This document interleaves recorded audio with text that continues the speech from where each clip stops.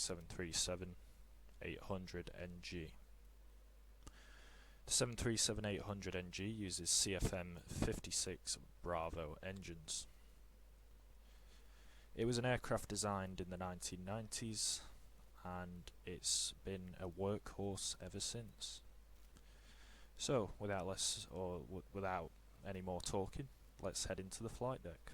So, as you can see here, if this is your first time in the aircraft, you might be a little bit overwhelmed. Today I'm using the Zibo mod, and I'll leave a link down in the description below for anyone that would like to use the Zibo mod. A few things before we get started. We're just going to make sure of a few things. Let's get straight into this startup. So we're going to make sure that our wipers are in the park position. That's what we're looking for. Because as soon as you turn that AC power on or DC power for some functions, for direct and alternating current, that can interfere with some systems, and it's not healthy for the aircraft to suddenly surge these things with power. The flaps as well, you want to make sure they are retracted, the parking brake is set, and the speed brake is off, not armed. You have to be pretty careful with that because you can see there's not much of a discrepancy between off and armed. You will get an indication if it's armed or not once the power is on, but that's not what we want to be doing. So let's go ahead and connect the chocks and the GPU to the aircraft. I'm not a big fan of the LED lights. Let's switch to the halogen ones. Halogen lights, there we go. Let me know which you guys prefer in the comments. Do you like the halogen or the LED lights more? I've always been a halogen kind of guy. So, the first thing that we're going to do here is we're going to go ahead and we're going to start running on direct current.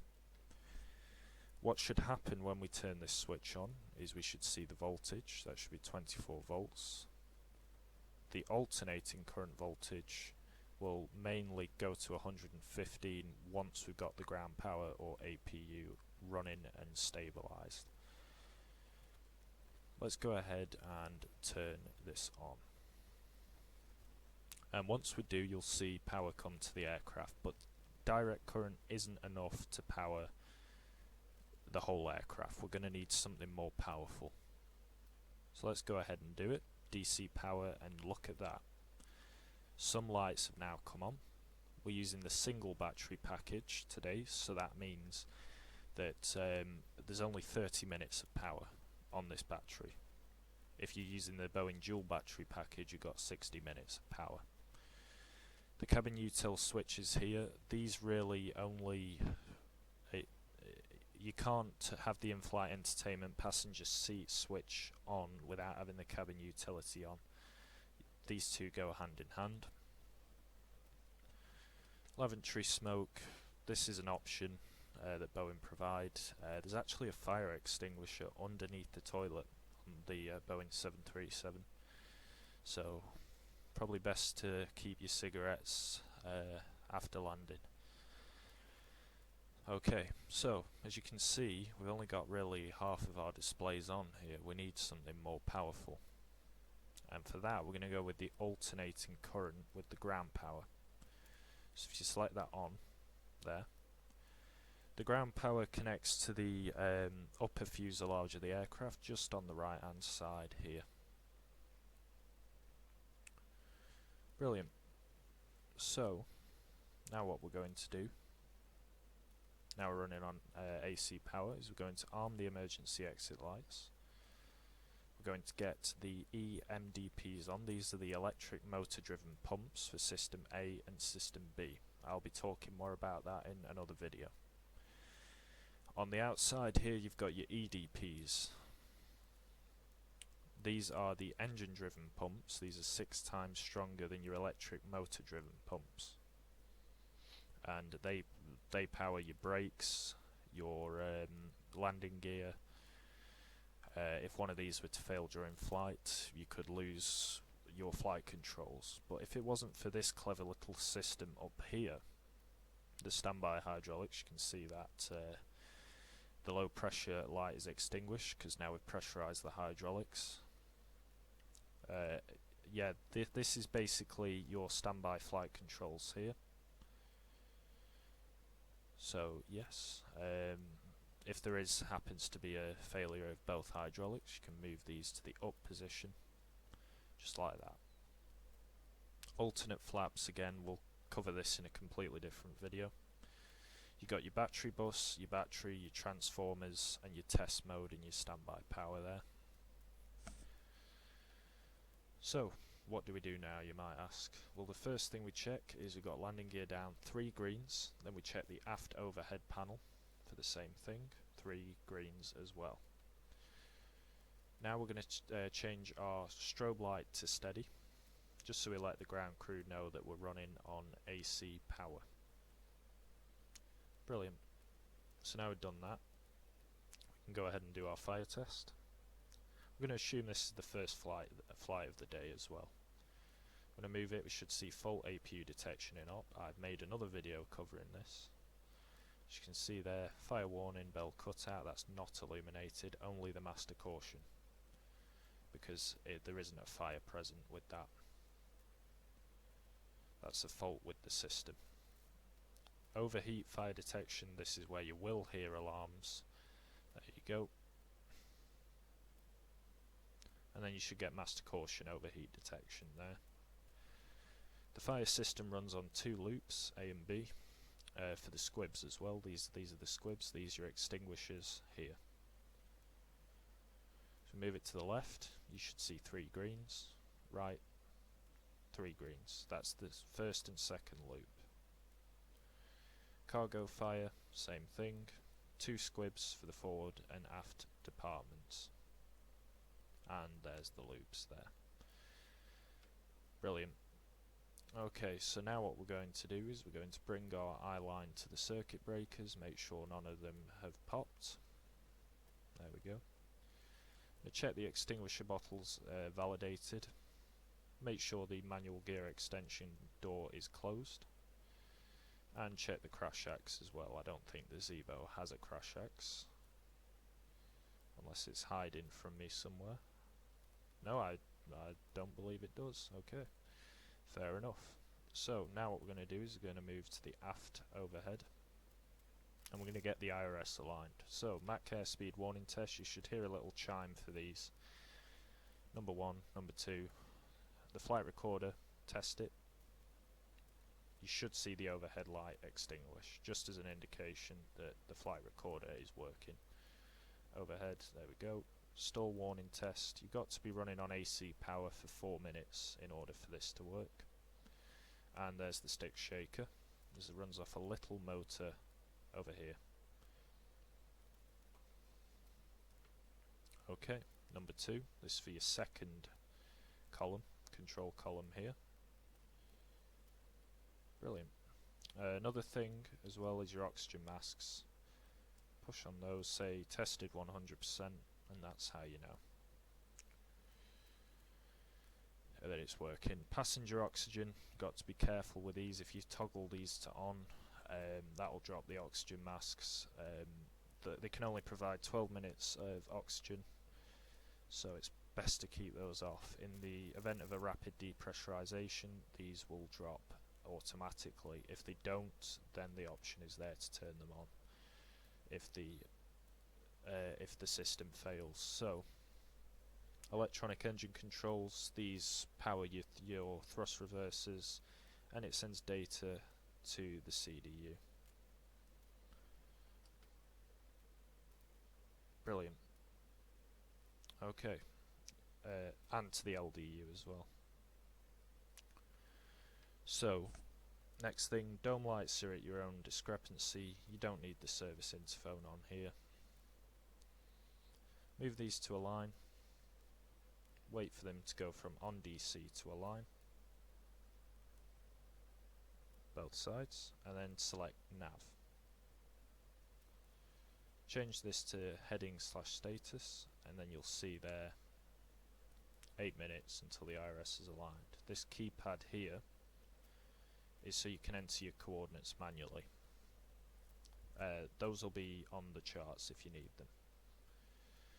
Here we've got the emergency location transmitter. That's another Boeing customer option. Zibo have blessed us with it. I don't know why, but fair enough. Leading edge devices, flaps and slats. There we go.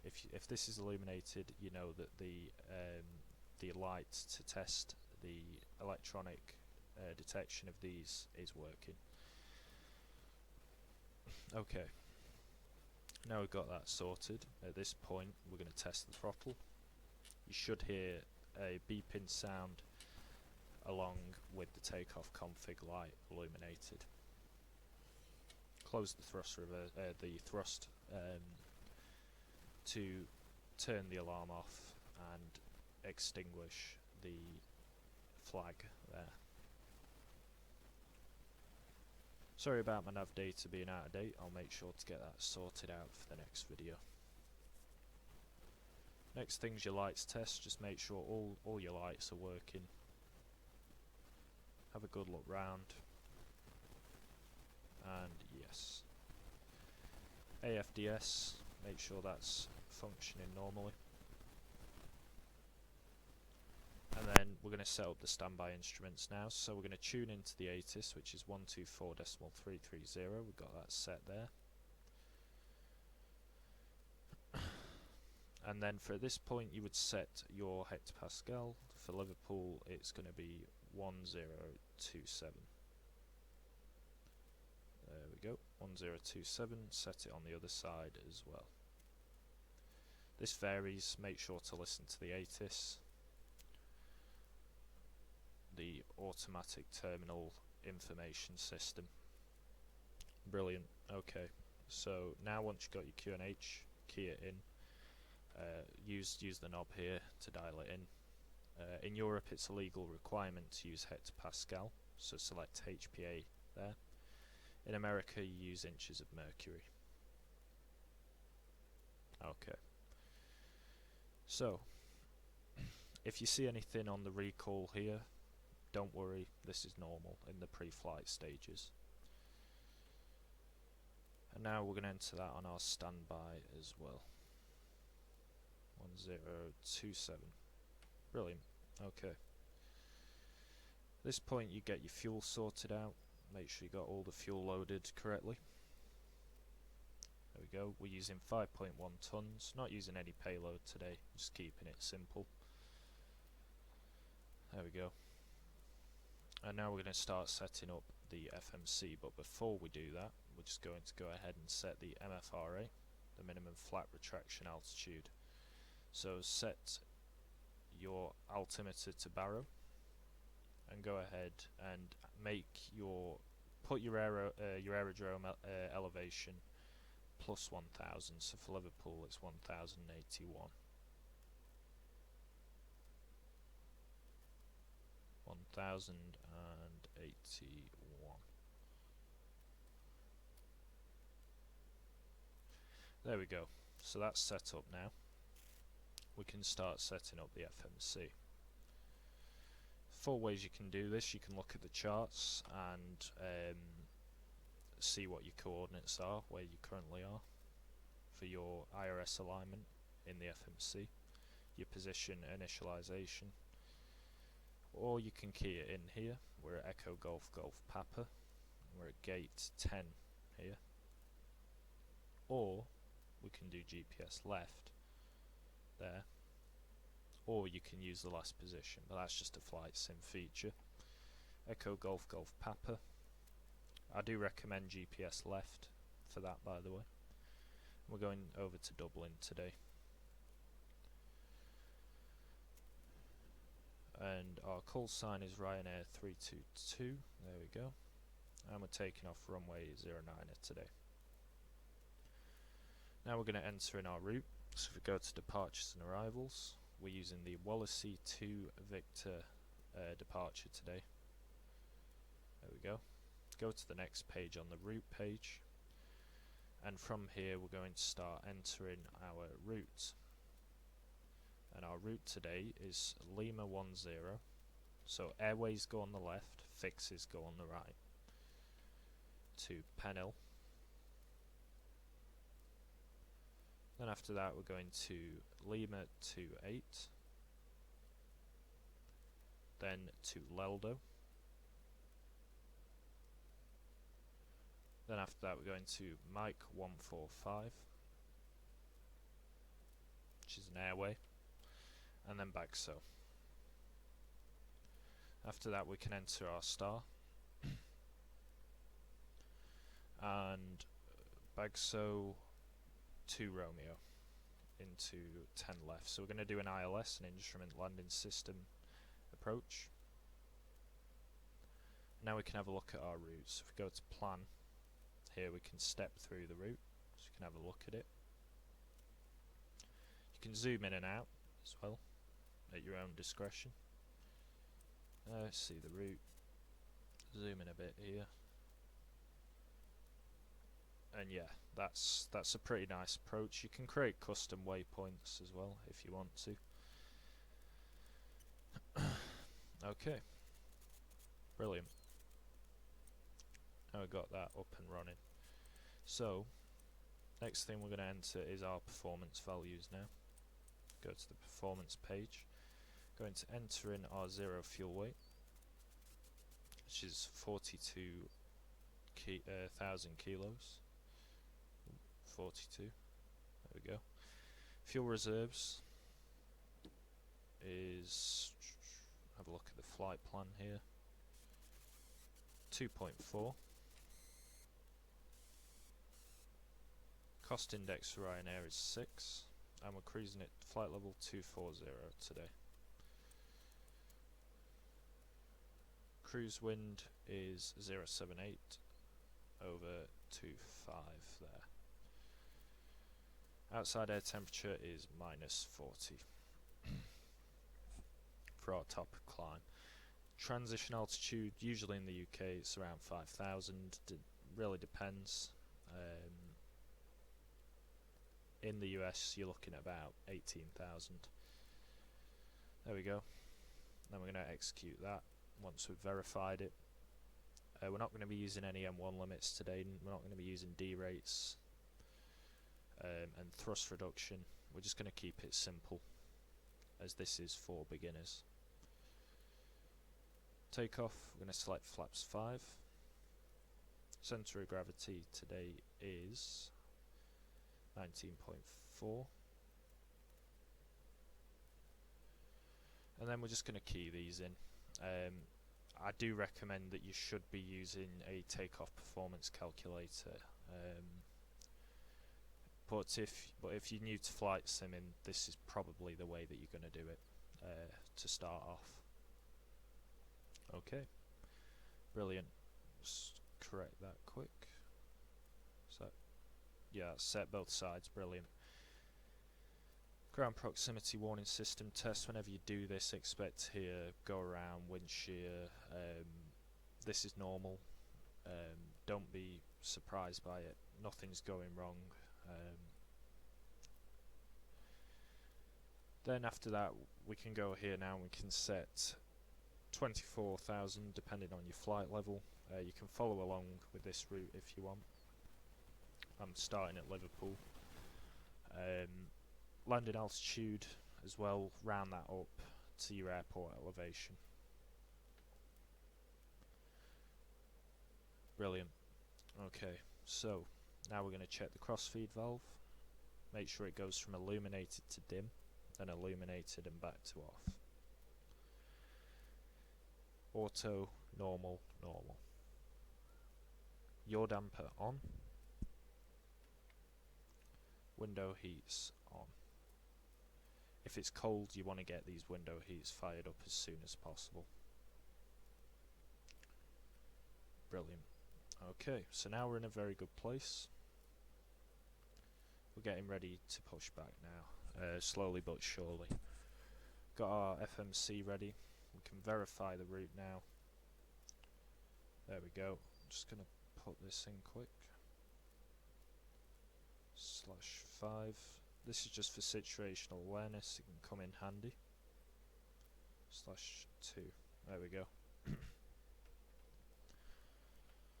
Brilliant. And now we're going to set our V2 speed as well.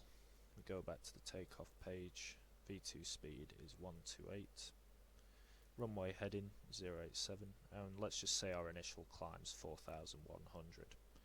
If you're using VATSIM or any ATC service offline or online, you're going to want to key in your transponder code. You should get that during your IFR clearance. ATC will give you a code for your transponder. There we go. The ADF, again, they're not really used anymore for NDBs, so don't worry about that too much. Okay, so let's go ahead and get the APU started. We turn all our fuel pumps on now. If there's no fuel in your center tanks here, don't turn the center pumps on. There we go, and then just hold that down for 3 seconds. And now you'll see the APU come to life. You'll see a low oil pressure light, there it is actually, illuminate. And this will rise up to about 800 degrees on the exhaust gas temperature, and then it will stabilize at about 390, 400 degrees. There you can see it's rising there.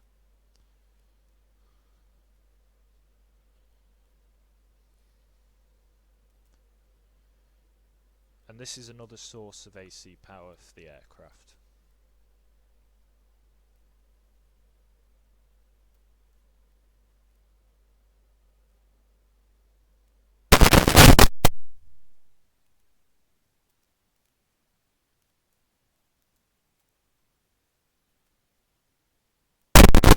Okay, brilliant. Now it's stabilized, we can go ahead and run off the APU gen bus. So press both these down in the middle. These external ones are to run off engine power. Okay, brilliant. So now we're going to go ahead and configure our pressurization panel for the APU. Trim air on. This should be on automatically. I don't know why the Zibo mod keeps this off. And then for the APU bleed, after about a minute or so that it's been running, you can set this to on. You'll see a dual bleed light indicate this is normal on the ground in most circumstances. So that's good. So now we can set our packs to on. We're only going to put the left pack on for now. Okay. So now we're basically not far off ready for pushback. Turn your flight directors on.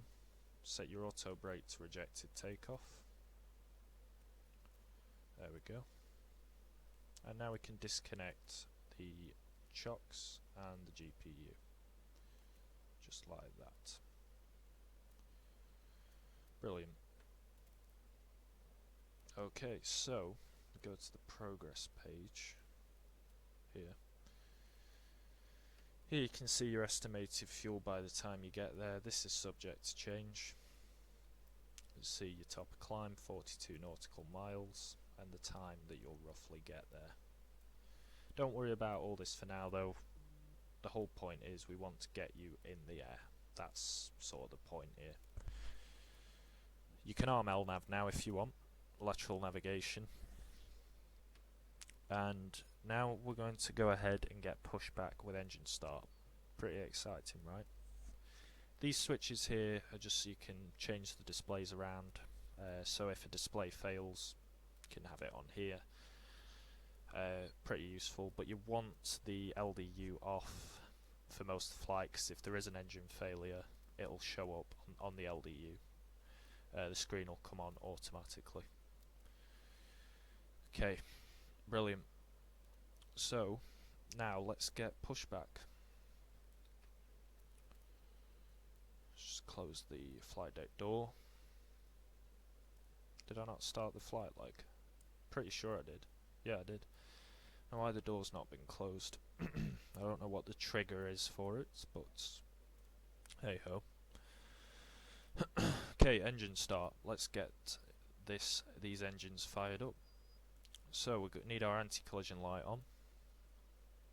We're going to go ahead and we're going to call the pushback tug here, and because we're taking off runway 09er, I'll leave a link to this pushback tool down below as well for you guys, because it is a very helpful tool for pushing back. It's called Better Pushback. It's a brilliant tool. Start pushback. We're going to select now. You can choose these as well. Don't choose the weather radar on the ground. Ultra high frequency. It's not good for the ground crew, and you know the weather radar is located just in the radome here, so it's not going to go very well for anyone nearby. Okay, so I've selected start pushback now. The tug should be coming. Yep, should be on its way now. So yeah, so we're just waiting for it to arrive. You can see it's a nice beautiful sunset in Liverpool here. Oh, our pushback tug driver somehow got on the roof. There we go. That's one of the joys of flight simming. Vehicles ending up in the most unexpected places. Okay, so for pushback we're going to turn the packs off. That's a requirement for engine start under normal conditions. And yeah, at this point your aircraft's completely configured for pushback at this point.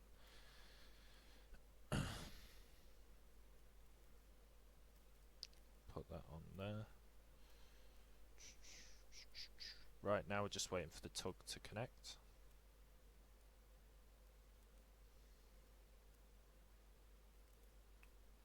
For LNAV on a takeoff, you have to have a standard instrument departure. If you don't, LNAV will not engage.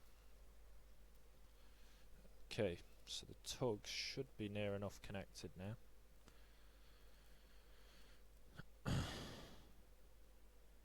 So let's go ahead and turn our parking brake off.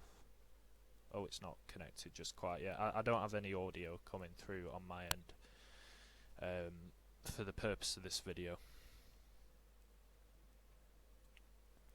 There we go.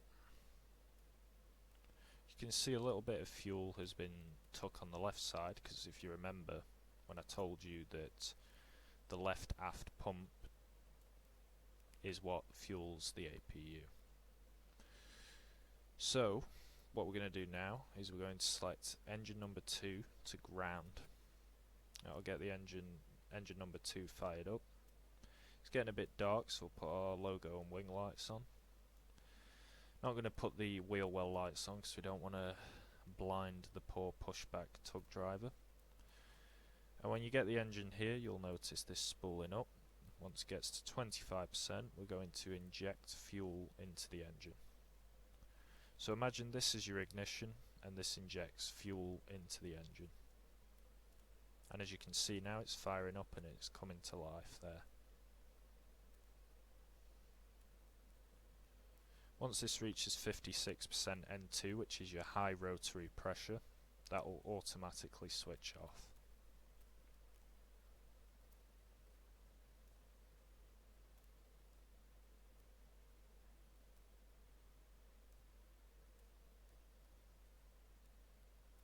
There we go. Engine start number 1, once engine 2 is stabilised. And it's the same process with engine number 1.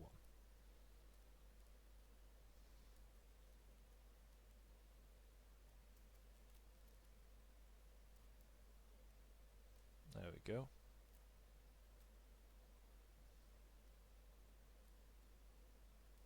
And 25, inject the fuel.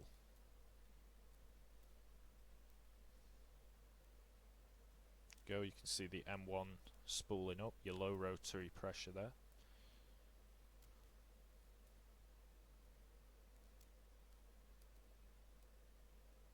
There it is. and your exhaust gas temperature as well. Just to clarify, earlier in the video I think I mentioned this, you want to make sure this is closed. This is your manual gear extension, make sure that's closed, because if you don't, it's got a safety feature where the landing gear cannot retract. Brilliant. So now we've got the engines up and running, we're going to set the parking brake, push back stop now, and then we're going to connect to the Gen 1 and Gen 2 buses, and we're going to turn off the APU bleed and turn off the APU as well. The left pack's on, auto and auto. Brilliant. Probes can go to on, disconnect. If you want to use VNAV on departure, that's also something else you can do as well. So, now we've done that, we can go ahead and select our flaps once the tug is properly disconnected and they've gave us clearance. So we could select flaps 5 right now, for example. We're going to set our start switches to continuous, and then after that we are going to make sure the LDU is off.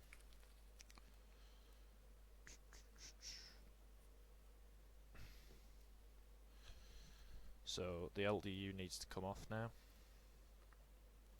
There we go.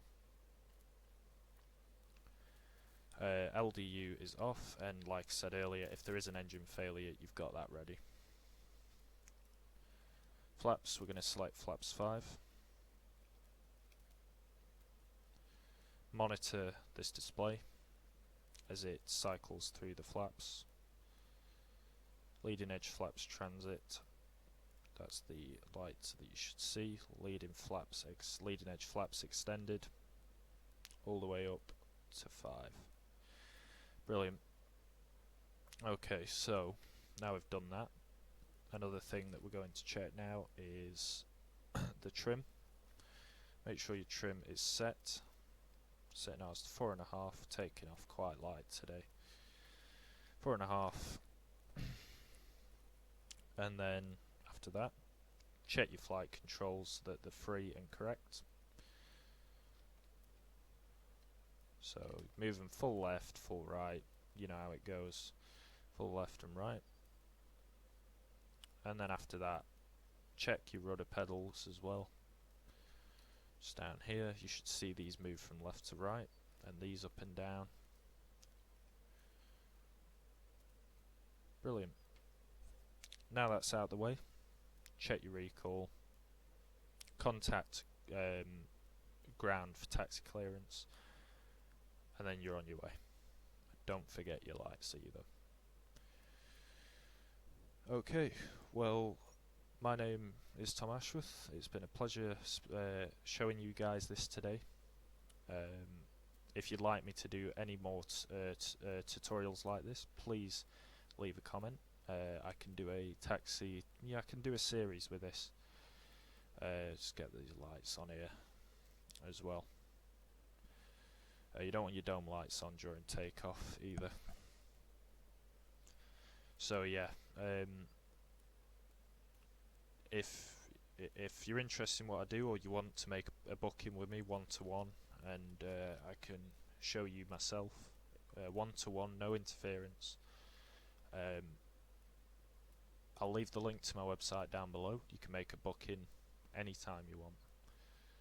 So yeah, let's get the APU off now. So yeah, thank you for watching. Please like and subscribe, and I'll see you all in the next one.